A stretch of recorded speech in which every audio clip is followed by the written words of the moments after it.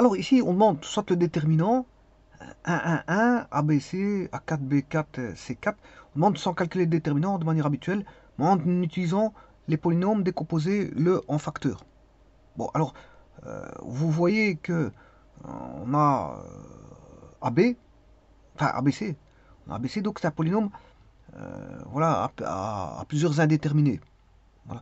L'indéterminé A, B, C. Alors, bon, on peut avoir des coefficients. Bon, ici, les coefficients sont chaque fois enfin, il faudrait voir qu'est-ce qu'on aurait comme coefficient. Voilà. Le tout, on va discuter. On va discuter de ça et on va regarder justement ce que ça donne. Alors, ça, avant toute chose, ça ressemble à un déterminant de Vandermonde. Alors, je vais quand même discuter le Vandermondien avant de discuter sur celui-ci. On va discuter du Vandermondien.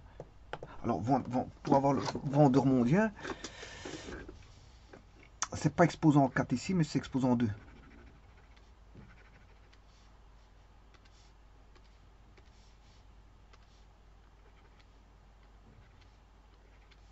Alors, ça, c'est un Vandermondien et on le note V de A, virgule B, virgule C. Donc, c'est une somme de 6 termes. Chaque terme est le produit de 3 facteurs, un de chaque ligne et un de chaque colonne. Bon, bien sûr, je ne vais pas calculer le déterminant de la manière classique, comme j'ai dit tout à l'heure. Hein. Bon, voilà.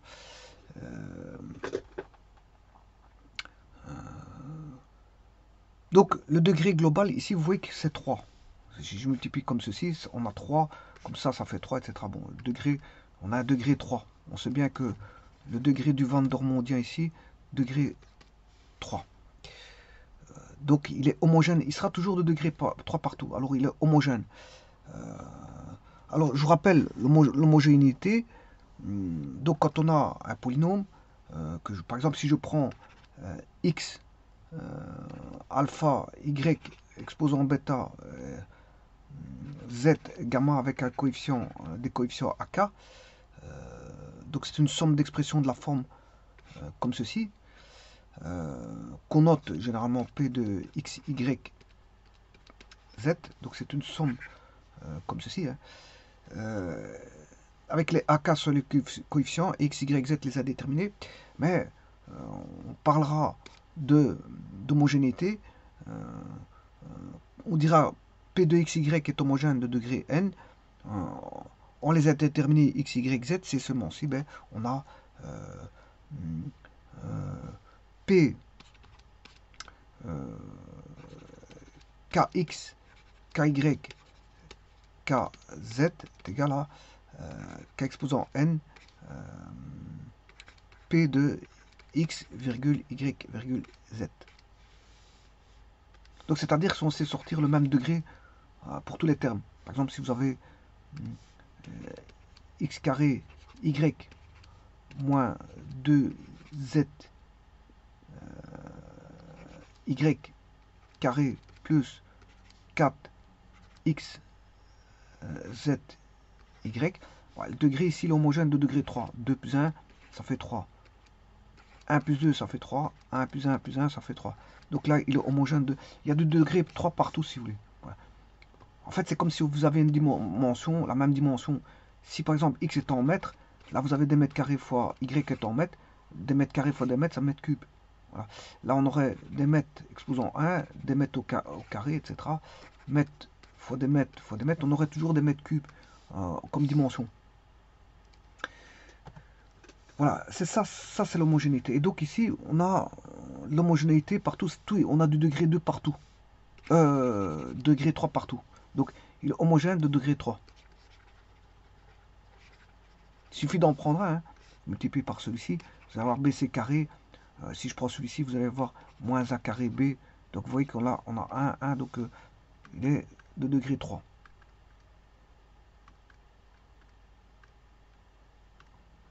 Alors ici, les coefficients vaudront 1 partout, ça se voit tout de suite. Hein. Si vous regardez le déterminant, voilà.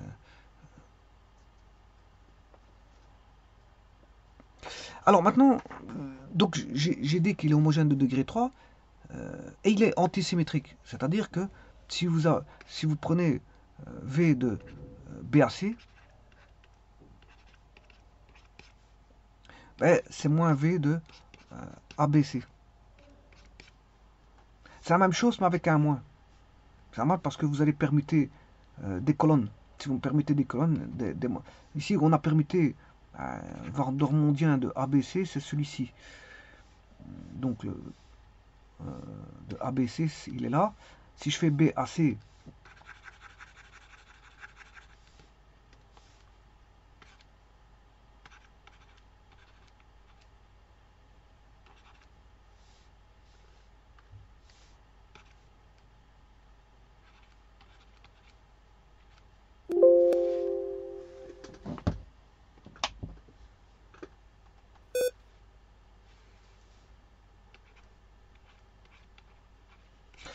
celui-ci vaut voilà, 1 A carré, 1 B carré, 1 C carré. Ce qui est normal, parce que vous avez permuté ces deux-ci.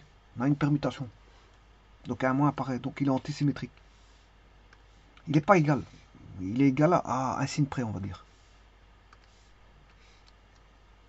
Parce que s'il était égal purement et simplement, on aurait une symétrie, ce qu'on appelle la symétrie. Mais ici, comme il y a un moins qui apparaît, il est égal à un moins près, il est ce qu'on appelle antisymétrique. Alors, comme il est antisymétrique,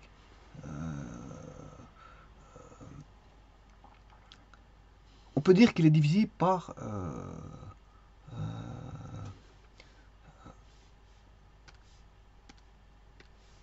A moins B. Divisé par A moins B.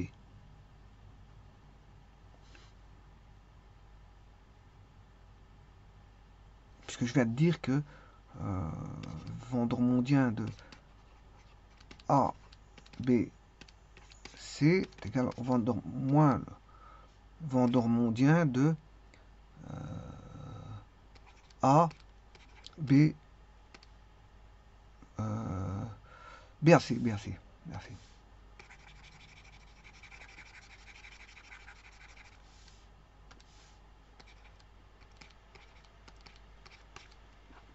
Voilà, donc en fait, il est divisible par A moins B.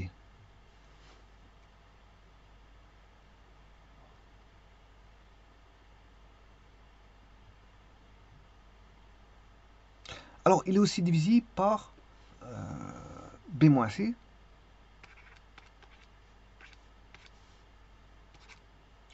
Alors, B moins C, si je...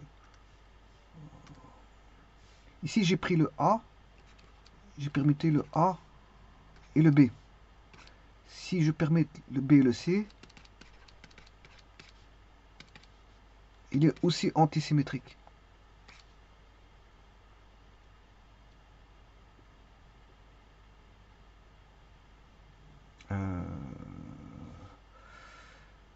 BC, CB.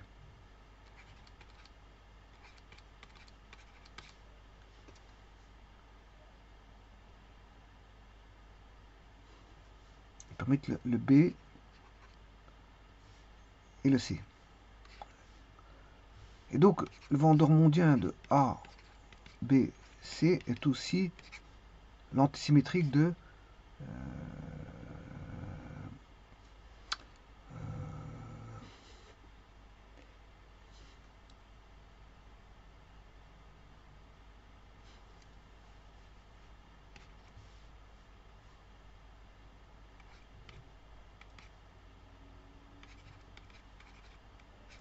voilà, de ceci.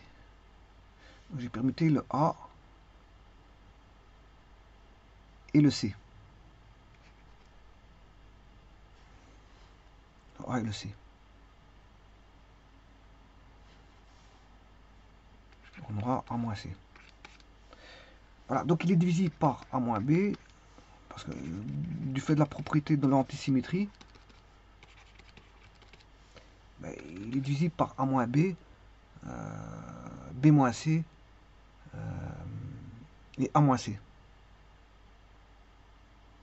Bon, le tout à un coefficient près. À un coefficient près. Donc, c'est-à-dire que le vendeur mondien de A, B, C, 1, 1, 1, A, B, C, A carré, B carré, C carré, est égal à A moins B fois A moins C fois B moins C. Bon, à un coefficient près, lambda. Donc ici, vous voyez bien que si je multiplie, j'ai du celui-là fois celui-là, ça donne du 3. Degré 3, degré 3, et ainsi de suite. Vous aurez toujours degré 3. Donc, ça a un coefficient près, lambda.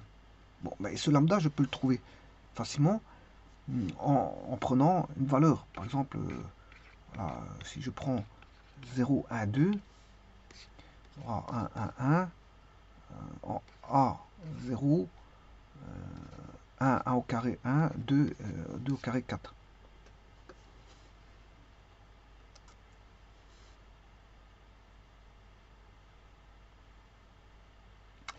Donc, ce qui fait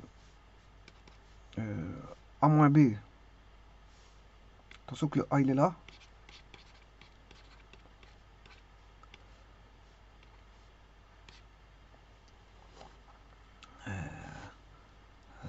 Alors, le déterminant, il fera 4 moins 2, ça fait 2. On a trouvé 2, mais A moins B, 0 moins 1, moins 1. A moins C, A moins C, 0 moins 2, moins 2. Et B moins C,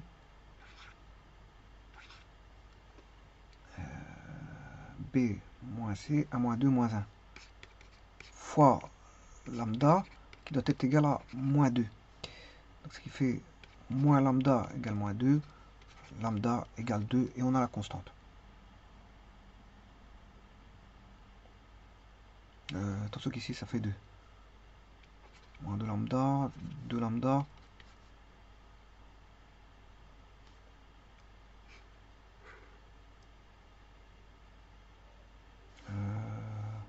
A moins B.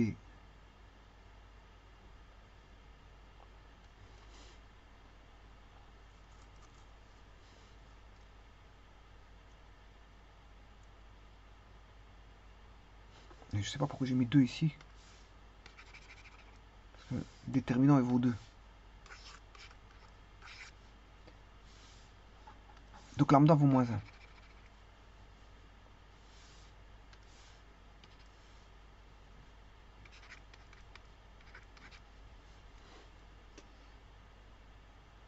Lambda vaut moins 1. Et donc ici, dans ce cas-ci, le vendeur mondien, bah, il faudra remettre le moins 1. Donc on aura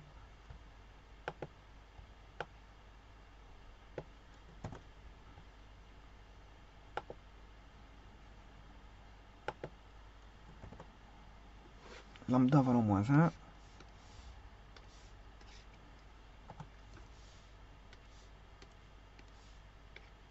Voilà, c'est comme si je mettais un moins ici.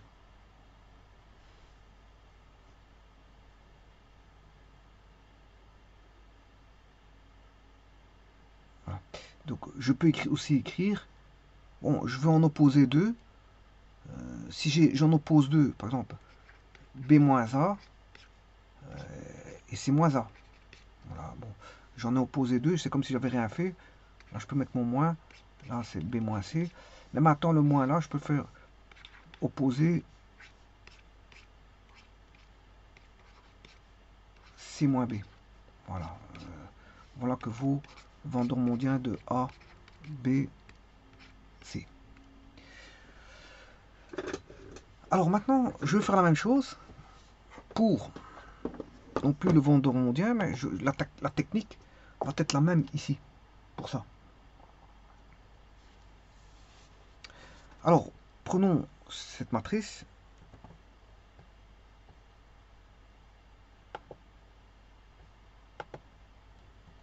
C'est déterminant, je m'excuse, pas cette matrice, c'est déterminant. Alors, on va faire la même chose.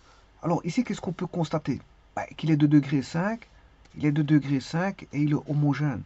Ouais, si je calcule comme ça, peu importe, voilà, vous allez avoir de degré 5, mais il est homogène. On aura de degré 5 partout. En plus de ça, bon, on est antisymétrique.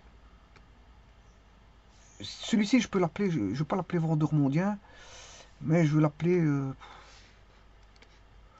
matrice. Je vais l'appeler T, T de ABC. Bon, avant c'était un vendeur-mondien, mais ici c'est pas un vendeur-mondien. Je vais l'appeler T de ABC. Pour avoir une analogie avec ce que j'ai fait tout à l'heure. Bon, T de ABC, c'est la même chose que le vendeur-mondien. Il vaut moins T de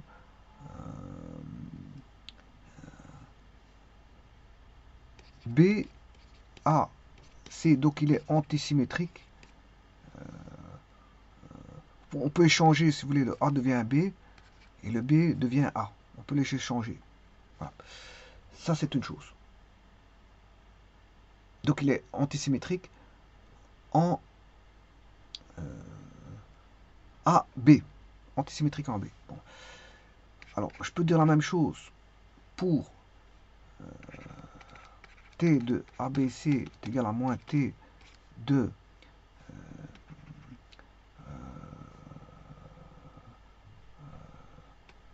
A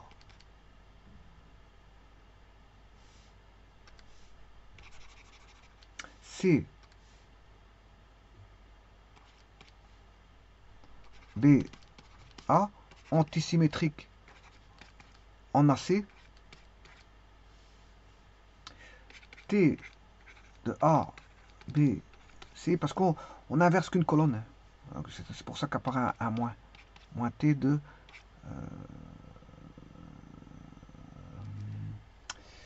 j'ai inversé.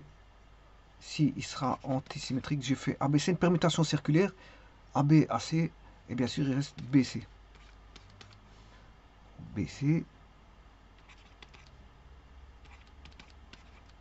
Voilà. Donc, ça veut dire qu'il est divisible. Il sera divisible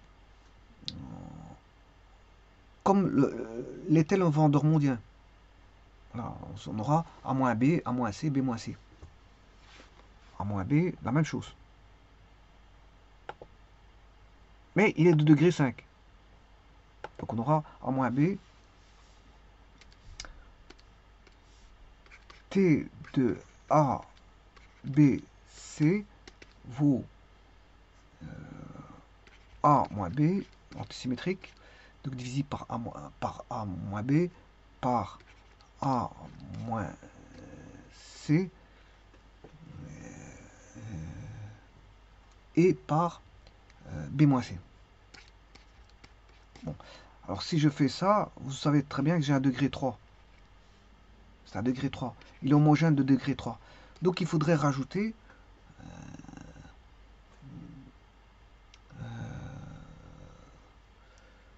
on va dire un quotient en A, B, C qui serait, on va dire, homogène de degré 2 pour faire un degré 5. Parce qu'on sait bien que la somme de deux homogènes, l'un de degré 3 et un de degré 2, va donner un degré 5. Il va donner un degré 5. Voilà, donc on sait bien à quoi s'attendre. Donc on a déjà une partie du polynôme, le tout c'est de trouver la deuxième partie.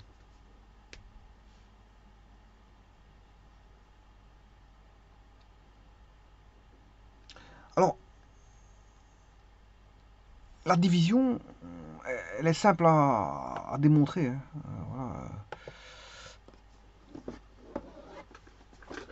Je prends un cas de figure.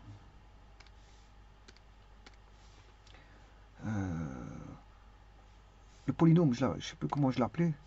T, voilà, c'est le polynôme T. T, si je mets... bon, tout d'abord, si je mets 0,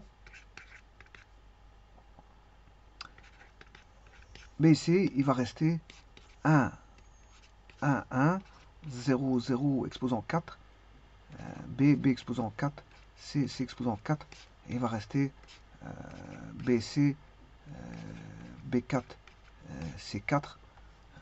Voilà. On ne sait pas mettre en évidence le ABC. On ne sait pas mettre en évidence le ABC. Maintenant, si je prends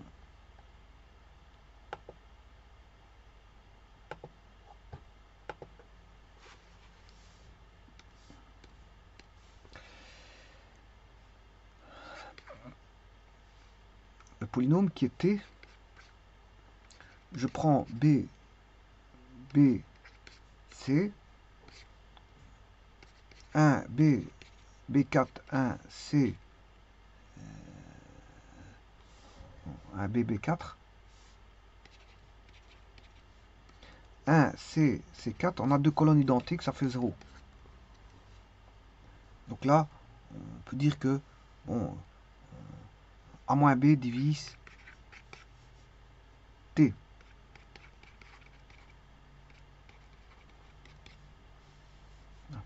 Idem, si j'avais fait pour, voilà, T de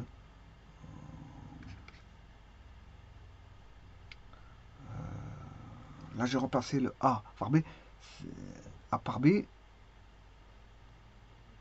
voilà, j'ai remplacé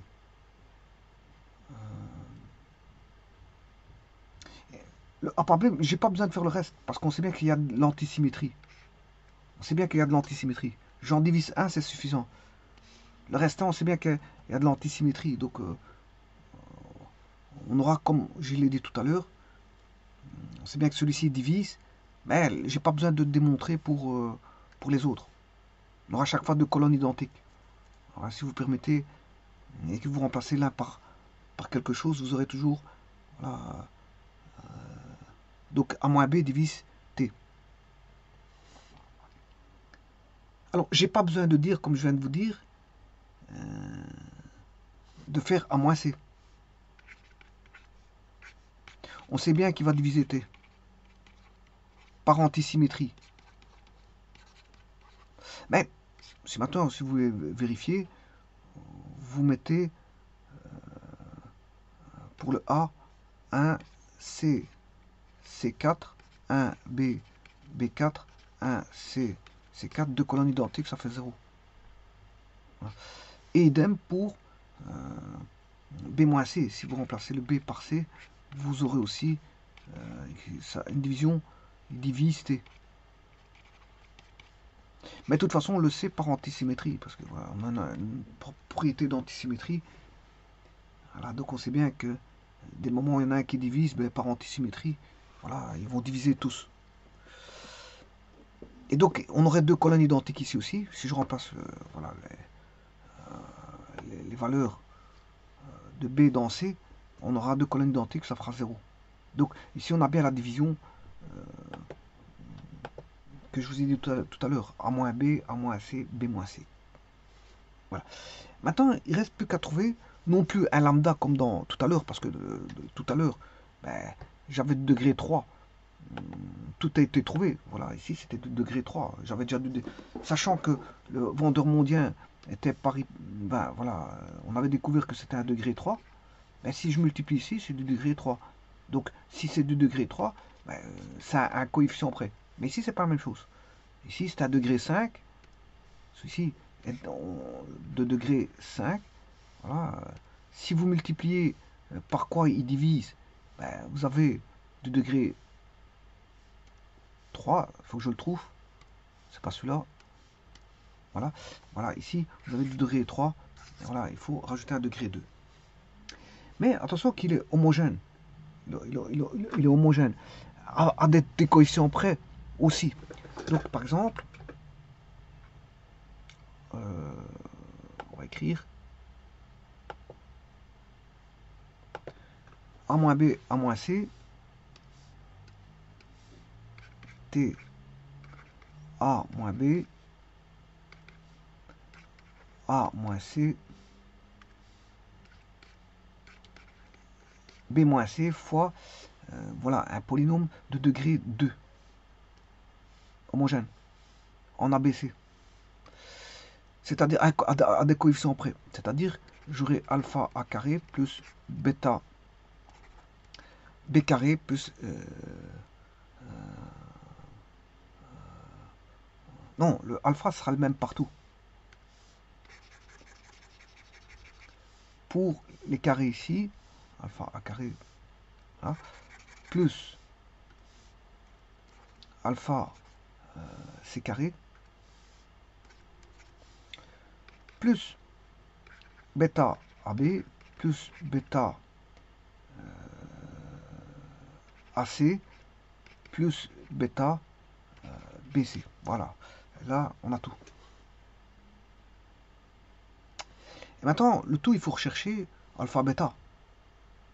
Alpha bêta. Alors pour ça, je prends un exemple pour le polynôme qui est t. Je prends t de 1, 0. Bon, je vais le calculer. 1, 1, 1, 2,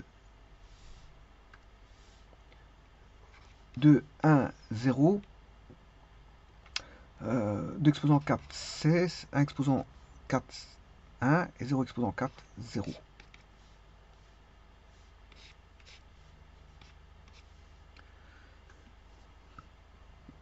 Alors, c'est 2 moins 16 moins 14. Alors, T de 1, 0, 2 vaut moins 14. Je vais remplacer pour avoir l'équation.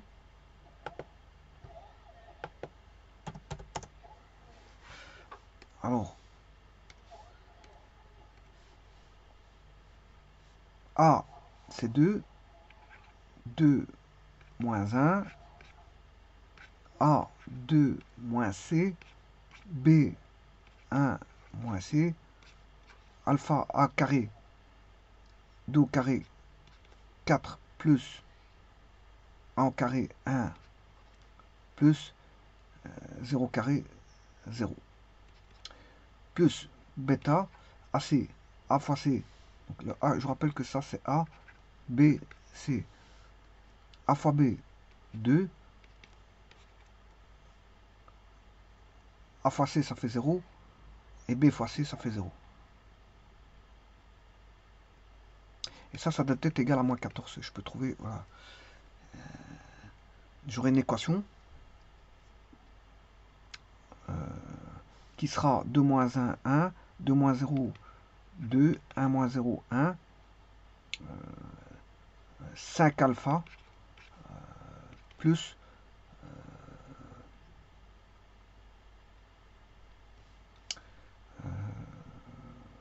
bon, les bêtas, je suis pas sûr, mais A fois B, ça fait 2 bêta. 2 fois 0.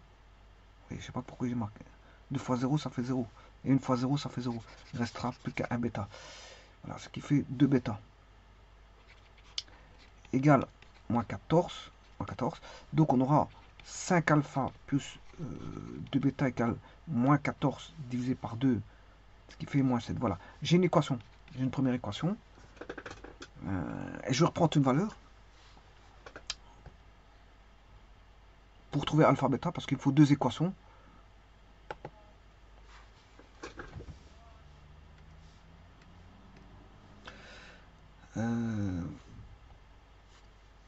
Je vais prendre T donc de A, B, C. Je prends un autre exemple contenant des zéros, voilà, enfin un zéro, pour me faciliter la tâche. On aura 1, 1, 1, 0, 1, 3, 0 exposant 4, 0, 1, 3 exposant 4,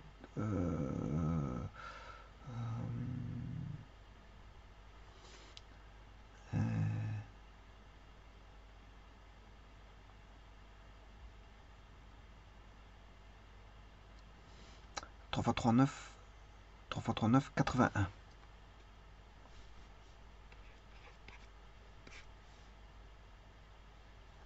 0, 1, 3. 0 exposant 4, ça fait 0. 1 exposant 4, ça fait 1. et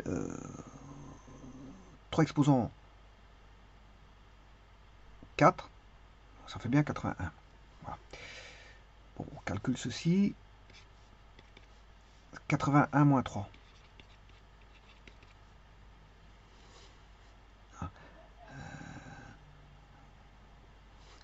81, 80, 78.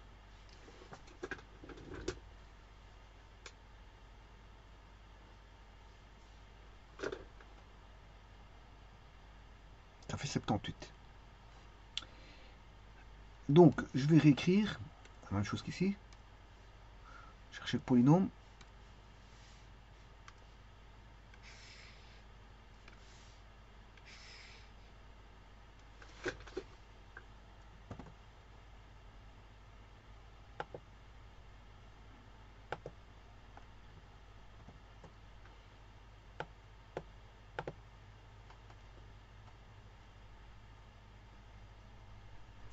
Alors, j'ai pris t de 0,13.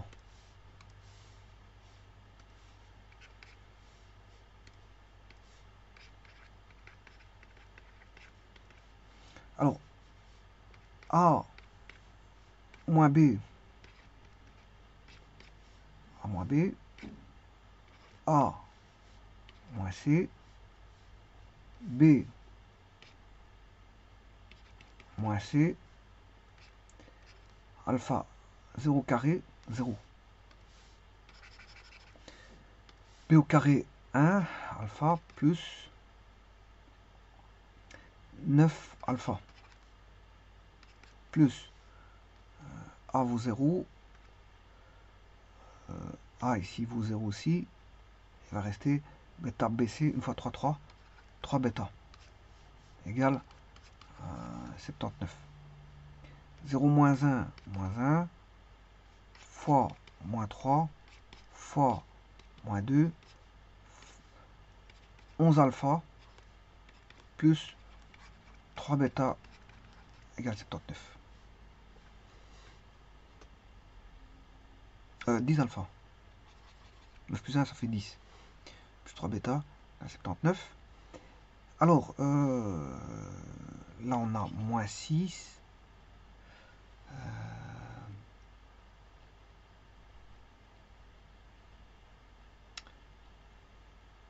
Moins 6. 10 alpha plus 3 bêta.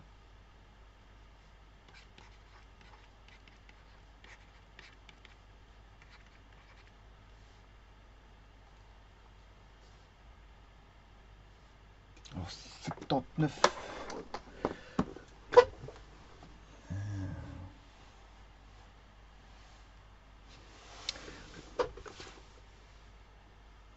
Ça fait, on va dire 79 divisé par 6. Fois 6, 6. 1. Il n'est pas divisible.